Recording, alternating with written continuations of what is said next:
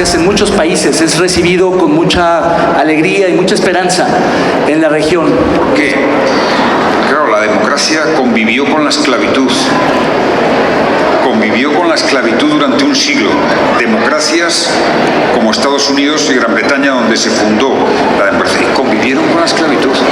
La democracia ha convivido con la negación del derecho de sufragio a las mujeres y casi todos los derechos de la democracia, que es hija de la Ilustración, del conocimiento, del pensamiento abierto.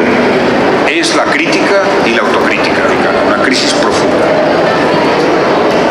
Lo que vimos en el Capitolio no es un acto casual. La retirada de Afganistán, como se produjo, no es un acto casual. Occidente en estos momentos, que es donde están las democracias, rema contra la corriente de la historia.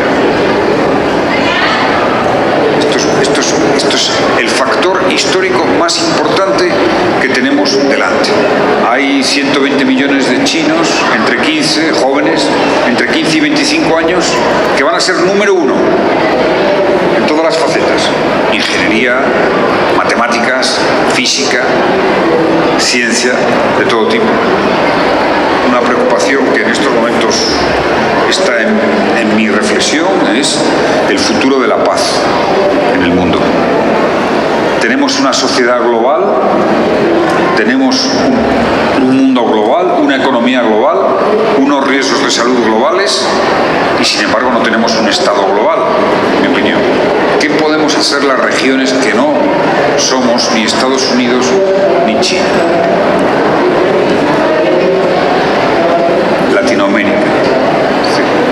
Latinoamérica, más allá de las injusticias lacerantes, de las desigualdades inaceptables, de la pobreza que nos paraliza, de las injerencias inaceptables, inasumibles y siempre equivocadas, o casi siempre equivocadas, de los Estados Unidos de Norteamérica.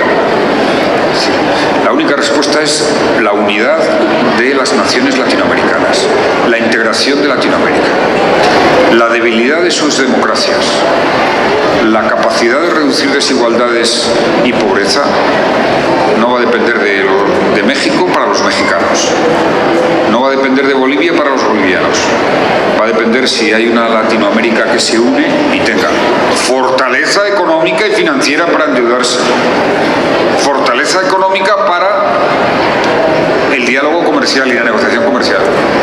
Uno de los grandes logros de la Unión Europea es que tenemos tantos niveles de poder que prácticamente es imposible ejercer un autoritarismo.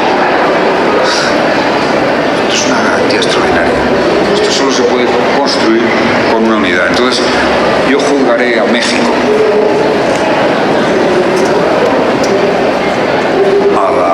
y a la generación que va a tener el poder en Latinoamérica en este momento histórico, cuyo designio está ya claro y dilema, que es el que acabo de exponer, por la capacidad que tengan de unir e integrar Latinoamérica.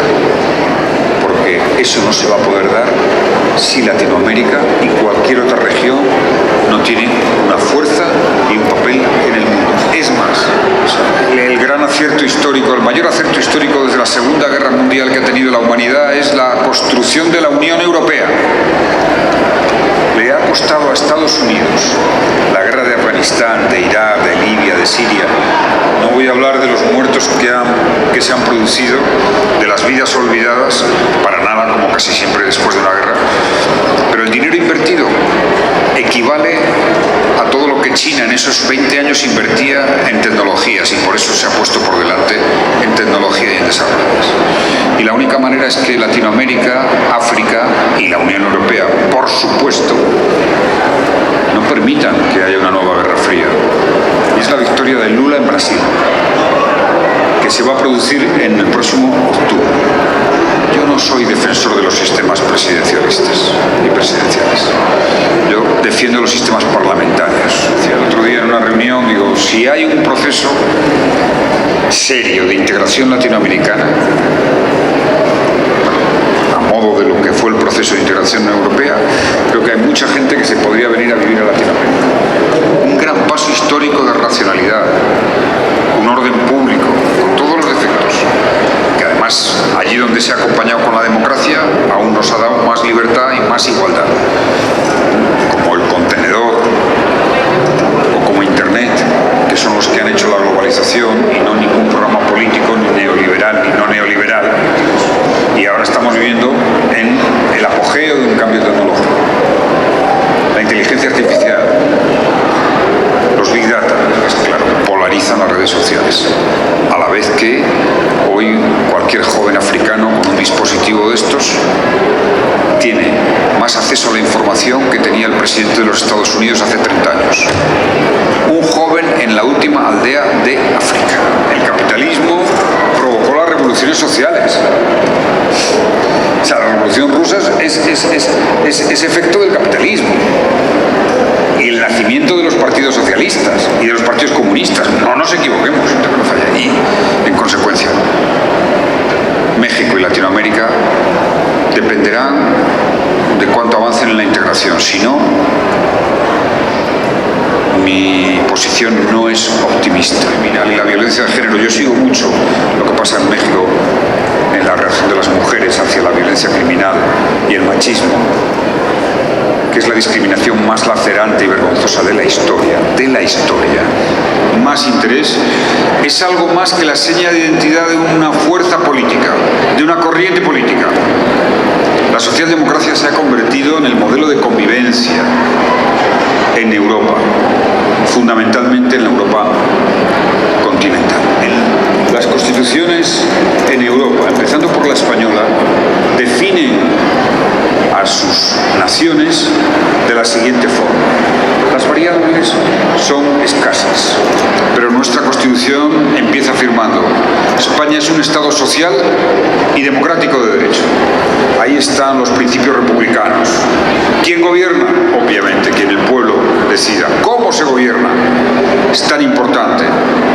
Se gobierna en el respeto a las normas, en el respeto a las leyes, de manera voluntaria, de manera generosa, diría yo. La República, en la concepción ya del pensamiento griego, del pensamiento romano, por supuesto de Maquiavelo, de toda la corriente que dio lugar a la Ilustración o acompañó a la Ilustración en la versión política, es una gran construcción de instituciones sólidas, de un equilibrio de poderes permanente. Ese es el espíritu socialdemócrata. Esa es la definición socialdemócrata en la parte que afecta a la democracia. La protección a todas las personas, a todos los seres humanos, por la condición de ser ciudadano, desde la cuna a la tumba. Si me preguntaran qué es más importante, la democracia, una buena arquitectura, comprensión y aplicación de esos valores republicanos que he explicado de una manera muy sucinta, o la parte social, le diría, solo se llega a esta si se logra la primera. Esto es lo que nos dice la historia, allí donde las reglas democráticas. Porque nosotros somos hijos del exilio. Yo soy hijo del exilio, soy alumno de José Prat, allí en Bogotá. Ilustre José Prat. Quiero hacer una pregunta porque usted hizo una exposición muy interesante, pero le faltó un factor trascendental que es la monarquía. ¿Por qué obvió la monarquía? Es mi respeto a la institución y a las instituciones. La institución monárquica está reconocida en la Constitución y por tanto la respeto, no puede ser de otra manera, lo votamos los españoles. Pero usted habló de república. No, pero bueno, hablo de república en el sentido de la teoría política, no de la forma de gobierno. Aquí estamos en una república, republicanismo cívico, del pensamiento político, no de la forma concreta. En mi país hay una monarquía que eso no quiere decir que los valores republicanos, conceptualmente desde el punto de vista político, estén presentes en el parlamentarismo, en la separación de derechos, en el respeto a las instituciones, en el equilibrio de poderes. Eso es la república. Y la república, el pensamiento republicano es también el amor al bien que decían los republicanos como virtud.